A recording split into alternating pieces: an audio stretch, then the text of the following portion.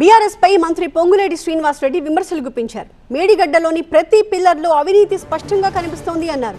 BRS కి చిత్తశుద్ధి ఉంటే ప్రాజెక్ట్ కి ఈ గతి పట్టుండేదా అని ప్రశ్నించారు. అవినీతి వాళ్లు చేసి నిందలు మాపై వేస్తున్నారు అంటూ విమర్శించారు.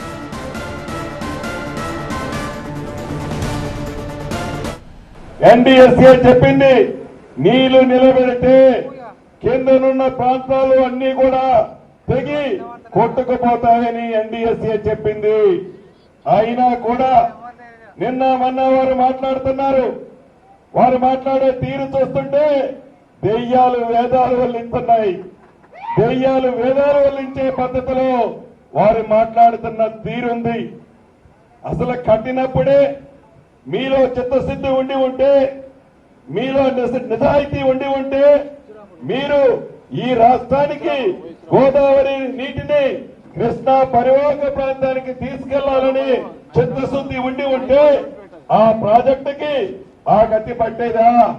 చేసింది మీరు, మెక్కింది మీరు, నిందెల మోపేది గొడ్డగాల్చి ఈ ప్రభుత్వం ఈ నాడి మీద మీరు వేస్తున్నారు. ప్రతిదీ ప్రజలు గమనిస్తూనే ఉన్నారు.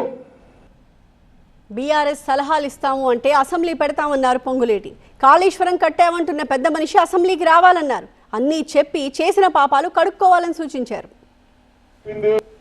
మీరు మంచి సలహాలు ఇవ్వాలంటే మీరు అసెంబ్లీ ఈ ప్రభుత్వం పెట్టడానికి సిద్ధంగా ఉంది.